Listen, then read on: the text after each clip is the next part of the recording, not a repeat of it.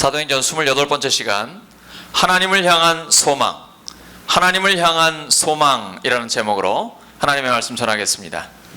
이제 점점 더 더워지는데 마스크 쓰고 예배드리시기 쉽지 않으시죠? 하나님께서 여러분을 기뻐하시는 줄로 믿습니다. 기쁜 소식이 있습니다. 최근에 성도가 9천여 명에 이르는 수원의 한 큰 교회가 있습니다. 이름만 대면 여러분이 아실 만한 유명한 교회입니다.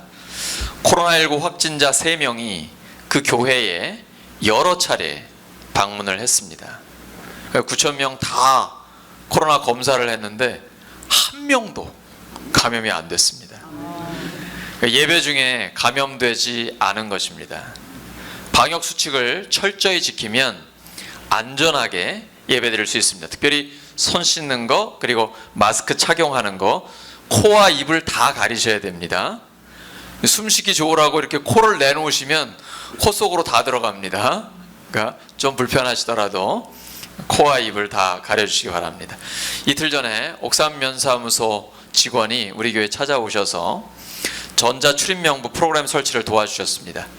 부여군청에서는 우리 교회로 공문을 보냈는데요, 정규 예배 이외 각종 대면 모임 및 활동에 대해 집합 제한 조치를 내렸습니다. 법적 근거는 감염병 예방법 제49조 제1항 제2호에 근거한 것입니다. 코로나19 확산, 그 감염 확산을 방지하기 위한 것이죠. 여기서 정규 예배란 주일 예배, 수요 예배, 새벽 예배 같은 정기적으로 드리는 예배를 의미합니다. 우리 교회는 현재 정규 예배만 드리고 있습니다. 전염병을 막기 위한 조치입니다. 본문에서 사도 바울은 사도행전 24장에서 전염병 같은 자라는 말을 들었습니다. 이게 엄청나게 모욕적인 말이거든요.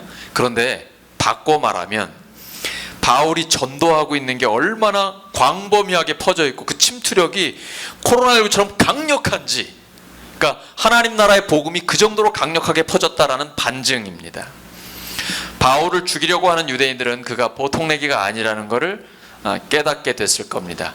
산헤드린 공회에서 갑자기 죽은 자의 부활 이야기를 하니까 함정에서 쏙 빠져나오게 됐거든요. 유대교와 기독교는 같은 구약 성경을 믿습니다. 근데 가장 큰 차이는 예수님의 죽으심과 부활의 복음입니다. 우리가 믿는 믿음의 그 핵심은 예수님의 부활에 있습니다. 그러니까 지금 바울이 부활하신 예수님을 전하는데, 그 부활하신 예수님은 우주 만물을 다스리시죠. 그래서 우리가 믿는 믿음의 그 핵심은 죄의 용서와 죄인의 승리가 그것입니다.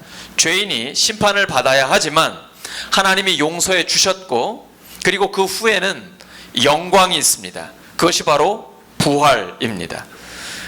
그리스도인은, 예수님을 믿는 사람은 사는 것보다 죽는 게 훨씬 더 좋습니다. 바울이 그렇게 고백합니다.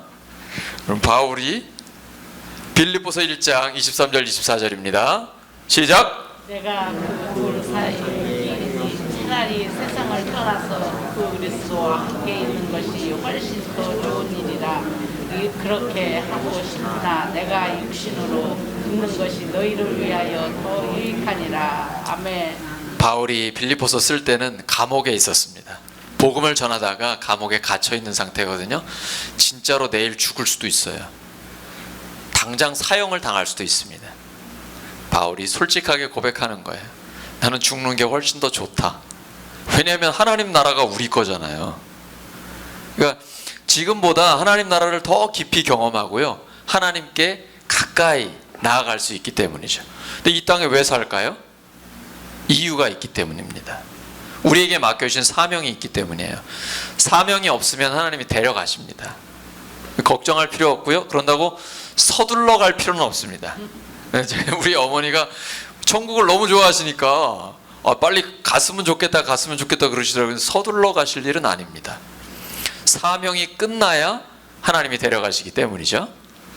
바울도 마찬가지예요. 이 땅에서 할 일이 있고 교회를 섬기기 위해서 남아 있었던 거거든요. 사도 바울이 전염병 같은 자라고 그런 소리를 들으면서도 열정적으로 생명을 걸고 복음을 전했던 이유가 여기에 있습니다. 그 구원의 감격 때문이죠. 예수님 안에서의 구원과 영광은 전부 하나님이 주신 것입니다. 내가 한 거 아무것도 없습니다. 그런데 신앙생활 하다 보면 믿는 사람이 열심을 내라, 또 헌신해라, 어떤 걸 체험했다, 뭘 느꼈다, 이런 말 많이 하는데 그것 때문에 구원받은 게 아닙니다. 오직 하나님의 은혜로 구원받은 것입니다. 에베소 1장 3절을 보시면 나옵니다. 시작. 찬송하리로다. 하나님 곧 우리 주 예수 그리스도의 아버지께서 그리스도 안에서 하늘에 속한 모든 신령한 복을 우리에게 주시되. 이 말씀에서 주어가 누굽니까? 하나님이에요? 아니면 나예요? 하나님이에요. 신앙생활은 주어가 하나님이에요. 하나님, 아버지께서 그리스도 안에서, 이게 헬라어로 엔 크리스토스거든요.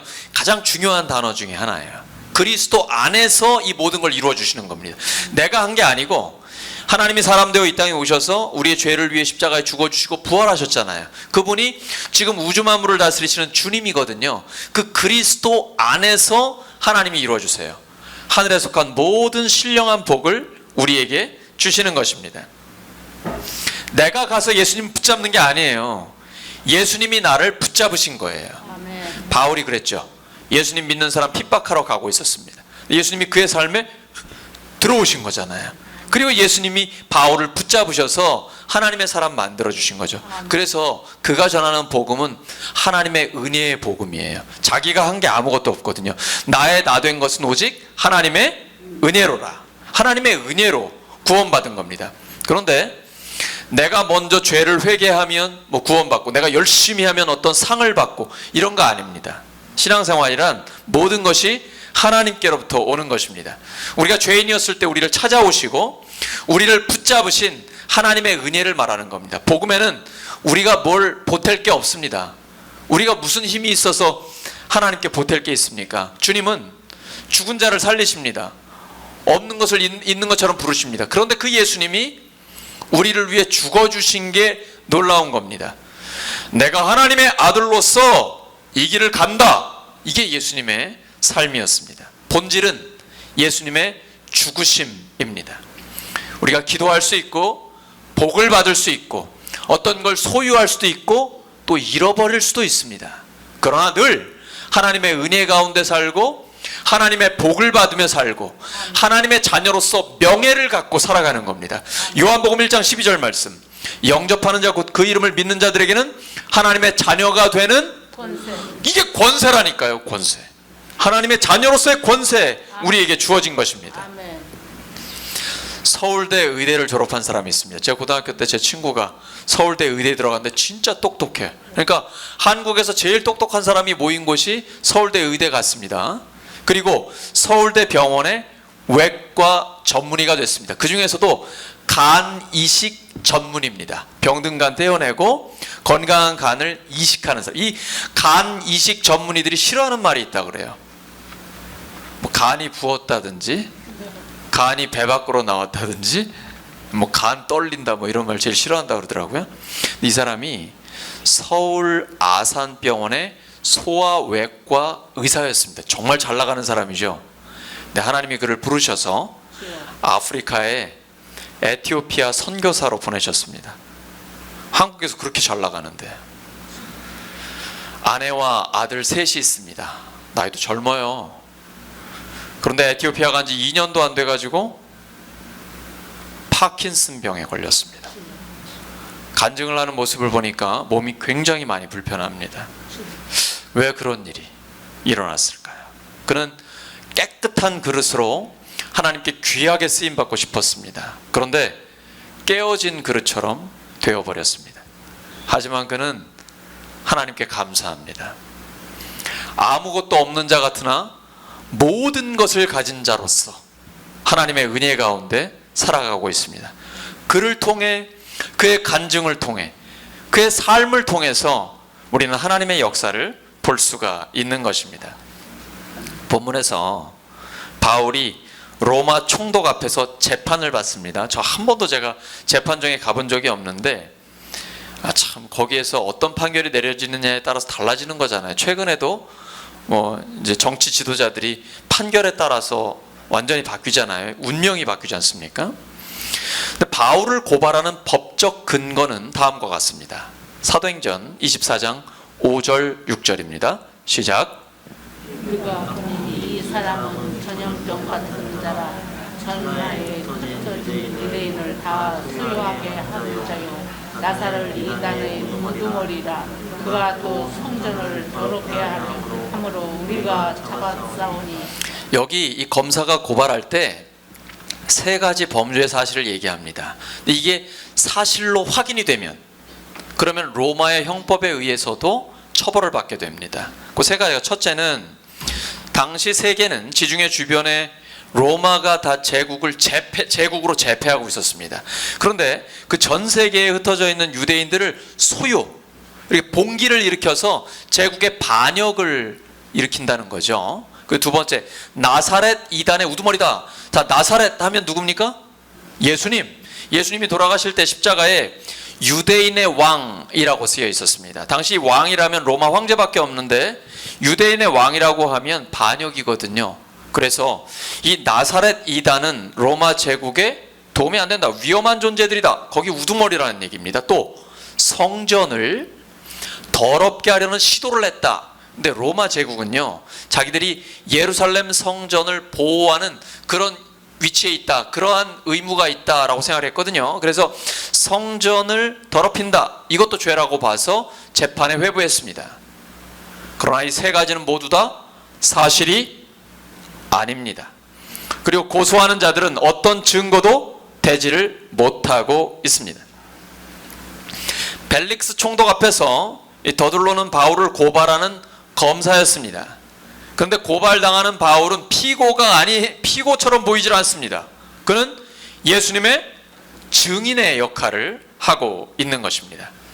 바울이 부조리하고 억울한 상황 속에서도 조리 있게 하나님의 복음을 증거하고 있습니다. 그는 십자가 앞에서도 당당하신 예수님을 빼어 닮은 모습을 보여주고 있습니다. 살벌한 분위기에서 조금도 위축되지 않습니다. 담대하게 나는 범죄를 저지르지 않았다라고 설명합니다. 그가 잘못한 게 있다면 성경을 믿는 것이고 부활하신 예수님을 믿고 있는 겁니다. 이게 죄가 될 수 있습니까? 마스크 쓰고 교회에 오는 게 죄가 될 수 있습니까? 이건 개인의 신앙이잖아요. 종교의 자유잖아요. 헌법에 보장되어 있습니다. 바울도 마찬가지입니다. 이건 나 개인의 신앙이요, 내가 부활하신 예수님을 믿는 것이 어찌 죄가 될 수 있어? 담대하게 외치는 겁니다. 예수님은 바울을 보내신 것처럼 우리를 이 세상에 증인으로 보내셨습니다. 증인이 하는 역할이 뭡니까? 단지 보고 들은 거 말하면 됩니다. 말 잘해야 될 필요 없어요. 무슨 말싸움으로 이길 필요 없습니다. 내가 보고 들은 것, 성경에 기록된 것, 경험한 하나님 그대로 전하면 되는 것입니다. 악한 자들이 지금 바울 죽이려고 합니다. 근데 악한 자들이 믿는 자를 아무리 해치려고 해도 하나님의 허락 없이는 머리털 하나도 상하게 못합니다. 아멘. 손끝 하나도 다치게 못합니다. 아멘. 따라하시죠. 하나님의 허락, 하나님의 허락, 하나님의 허락. 하나님의 허락. 우리가 믿는 건 이걸 믿는 거예요. 아멘. 하나님께서 모든 것을 주관하신다는 겁니다. 아멘. 모든 좋은 것은 하나님께로부터 옵니다. 그리고 하나님께서 우리의 삶을 주관하십니다. 사람들을 만나게 하시는 것도, 어떠한 일을 하게 하시는 것도, 모든 것을 하나님이 주관하셔서 합력하여 선을 이루어 주십니다. 그걸 믿고 담대하게 나아가게 됩니다. 우리가 하나님의 말씀을 붙잡고 살아가면 그 누구도 우리를 이길 수 없습니다. 아멘. 그런데 우리의 싸움은 칼과 창으로 싸우는 전쟁 아닙니다. 아멘. 눈에 보이지 않는 악한 영과의 싸움입니다. 예수 믿는 게 왜 어렵습니까? 눈에 보이지 않기 때문입니다. 하나님께서 우리에게 눈에 보이는 무기를 주지는 않습니다. 보이는 증거, 보이는 권력은 안 주십니다. 하지만 부활하신 주님이 나와 함께 하기 때문에 하나님께서 우리의 삶 가운데 실제적으로 역사하십니다. 그래서 하나님의 역사를 볼 수 있고 느낄 수 있고 들을 수 있습니다. 사도행전 2장에 오순절 성령 강림 임했을 때 불의 혀같이 갈라지는 것, 그리고 하나님의 역사가 보이고 들리는 것을 기록하고 있습니다. 우리의 삶도 마찬가지입니다. 예수님을 믿으면 사람들을 통해서 또 하나님께서 직접적으로 우리의 삶에 역사해 주십니다. 그러한 하나님을 체험하는 여러분 되시기를 예수님의 이름으로 축원합니다. 아멘. 부활하신 주님께서는 악을 선으로 바꿔주십니다. 요셉의 삶에 나타나죠. 형들은 요셉이 미워서 팔았지만 하나님은 그 악을 선으로 바꿔 주셨습니다. 아멘. 우리의 삶에는 하나님이 일하십니다. 아멘. 이걸 우리가 기억해야 됩니다. 구약에 보면 자카르라는 히브리어가 나옵니다. 이건 기억하라 하는 것입니다. 기억하라. 따라하시죠. 기억하라. 기억하라. 뭘 기억해야 될까요? 하나님이 일하신다는 걸 기억해야 됩니다. 아멘. 그래야 우리의 길을 갈 수가 있습니다. 이걸 꼭 기억해야 됩니다. 그래야 성도로서의 길을 담대하게 살아갈 수가 있습니다. 사람은 자기 자신이 다른 사람들에게 객관적으로 어떻게 보이는지 잘 알 필요가 있습니다. 주관적으로만 생각하면 그냥 자기중심적으로 살기가 쉬운데요. 목사도 교회 안에만 있으면 세상에서 자기가 제일 잘난 줄 알아요. 그런데 밖에 나가서 뛰어난 목사들, 탁월한 교수들, 박사들 이런 사람들 만나보면요, 작아집니다. 겸손해집니다. 또 세계로 나아가 보면 세계에서 한국을 어떻게 보는지 알 수가 있거든요. 교회도 요즘 우리 사회에서 믿지 않는 사람들이 교회를 어떻게 생각하는지 아는 것 굉장히 유익이 됩니다. 우리 교회가 우리 지역사회에서 어떤 평가를 받고 있습니까? 봉사를 많이 해서 좋다 이런 말 들으시나요? 아니면 비난을 받지는 않나요? 모여서 뭘 하긴 하는 것 같은데 뭘 하는지 모르겠다 이런 평가가 있는지는 모르겠습니다. 바울은 지금 로마 총독 앞에서 객관적인 판단을 받고 있습니다. 그런데 이 벨리스 총독은 정의, 인권 이런 건 관심 없습니다. 돈만 아는 정신 나간 사람입니다. 자기의 이익만 챙길 줄 아는 고위 공직자입니다. 요즘 우리나라 사회는 그렇지 않은가요? 혹시 교회는, 교회 지도자들은, 성도들은 그렇지 않은가요? 돌아봐야 됩니다. 이 사람은 이미 권력을 얻어서 누리는 사람입니다. 그러니까 관심이 지금 세상밖에 없어요. 죽은 다음에 부활 이런 거 관심 없습니다. 왜냐면 내가 지금 잘 살고 있으니까. 잘 먹고 잘 살고 똥똥거리고 살고 있으니까요. 이 판결을 통해서 성경도 모르고 예수님을 믿지 않는 로마인들이 기독교를 어떻게 생각하는지 알 수가 있습니다. 유대인들이 바울을 고소하기는 하는데요, 실제로는 죄라고 그를 인정할 만한 근거가 없어요. 이게 바로 로마가 첫 번째 기독교를 판단했던 내용입니다. 죄가 없다는 거예요. 그리고 로마 제국의 나라에도 뭐 어떤 위험한 요소가 아니라는 것이죠. 그런데 총독은 여론을 의식합니다. 정치 지도자들에게 여론이 제일 중요하죠. 지지도라는 게 중요해요. 자기가 아무리 잘나고 똑똑하다고 해도 국민 여론이 자기에게 등을 돌린다거나 지지도가 떨어져 버리면 그 정치인은 더 이상 살아남을 수 없는 거잖아요. 그러니까 2년 동안이나 옥에 가둬놉니다. 그리고 또 하나, 보석금이라는 명분으로 뇌물을 받으려고 합니다. 그래서 가둬놓는 거예요. 왜냐하면 바울이 지금 예루살렘 교회를 살리려고 구제 헌금을 많이 가지고 왔거든요. 그러니까 이야, 이거 보석금 내기 위해서 더 많은 돈을 끌어모을 수 있겠다 생각을 해가지고 그대로 놔두는 거예요. 자꾸 불러내는 거예요. 나한테 뇌물을 주면 풀어주겠다라는 것이죠. 바울이 예루살렘에 가서 죽지 않으려면 어디로 가야 되겠습니까? 여길 벗어나야 돼요. 그래서 상소하는 겁니다. 로마 황제에게 가서 판결을 받아야만 죽지 않고 살아남을 수 있거든요. 그래서 예수님의 말씀이 이루어지게 됩니다.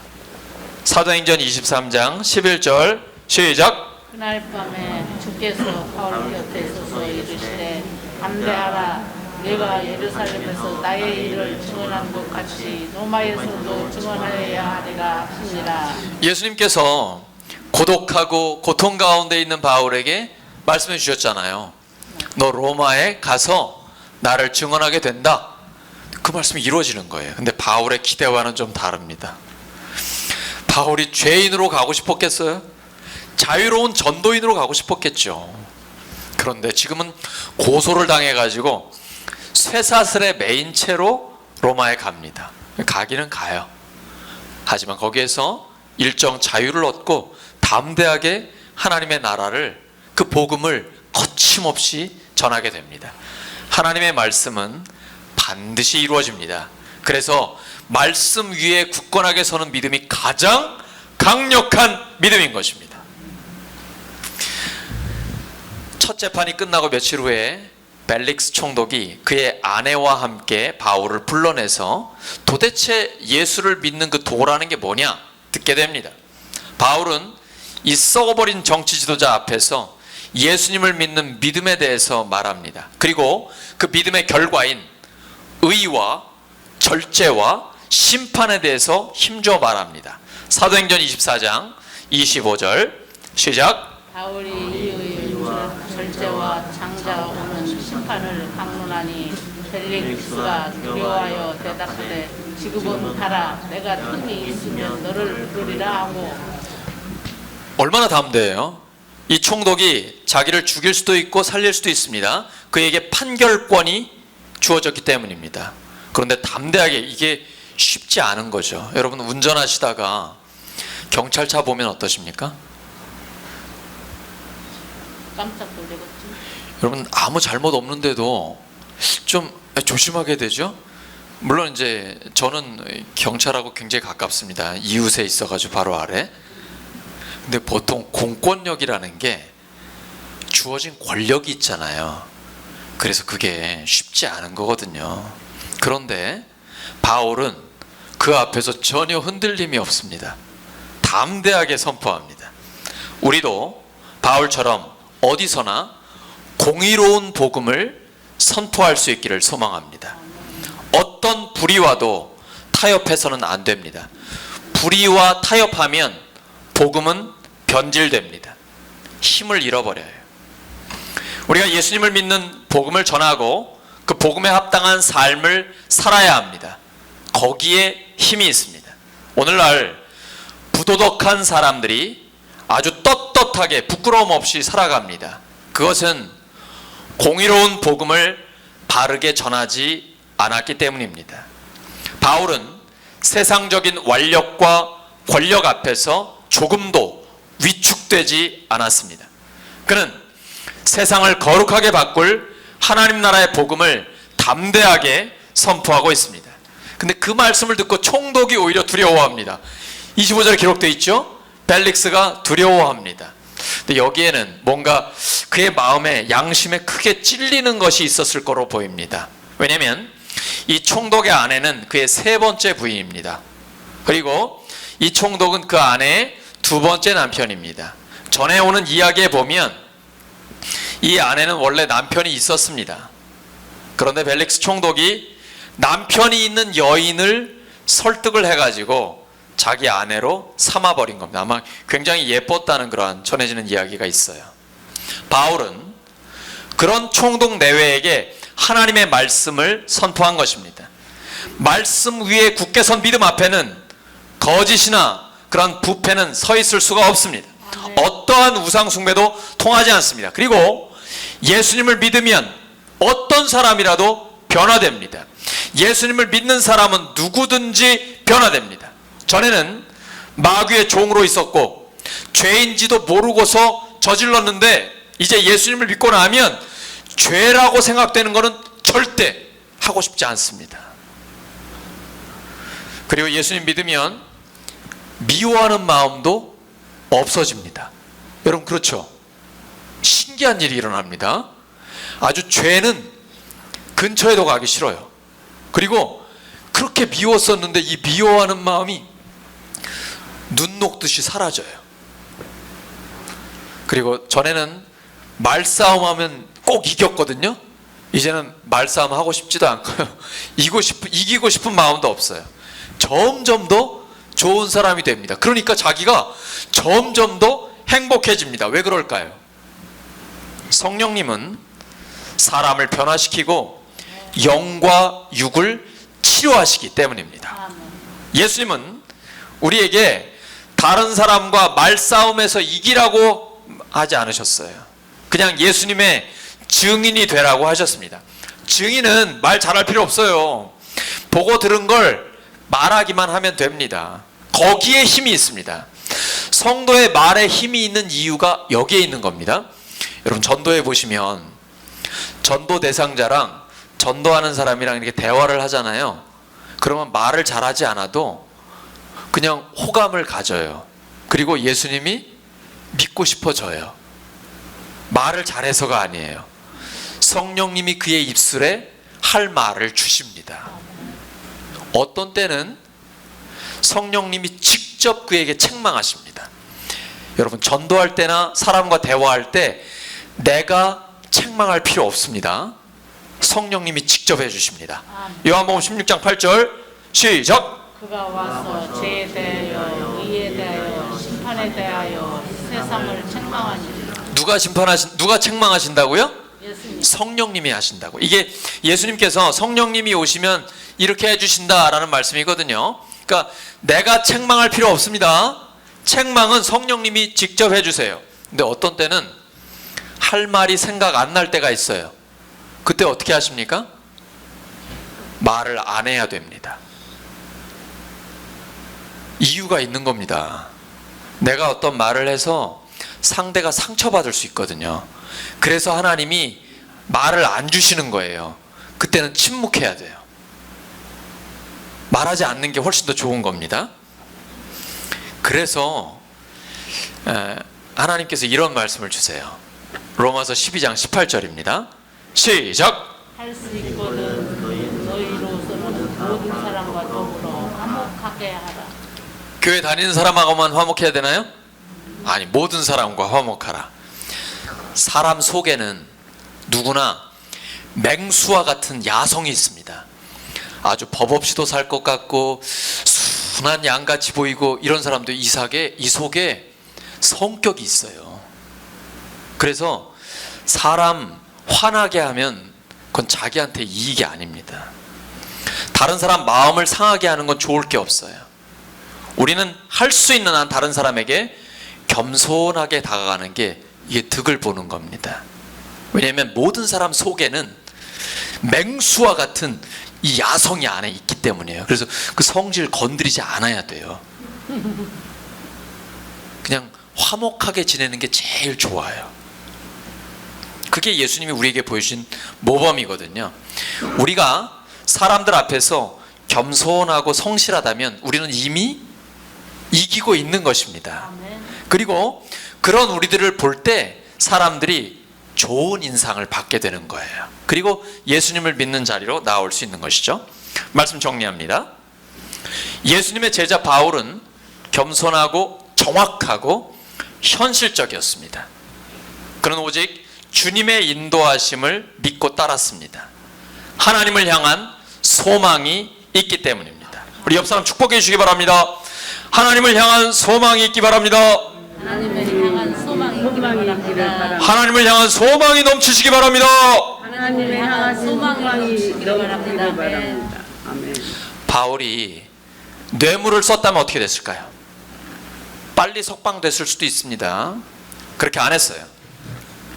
주님의 인도하심을 바라고 2년 동안이나 감금되어 있었습니다. 그리고 결국 로마에 재판을 받으러 가게 됩니다. 그 모든 것이 주님의 뜻인 줄 알았기에 이걸 감당했던 것입니다. 이것이 예수님의 제자다운 모습입니다. 우리도 하나님을 향한 소망을 품고 예수님의 제자다운 모습으로 살 수 있습니다. 왜냐하면 부활하신 주님이 우리와 함께 하시기 때문입니다.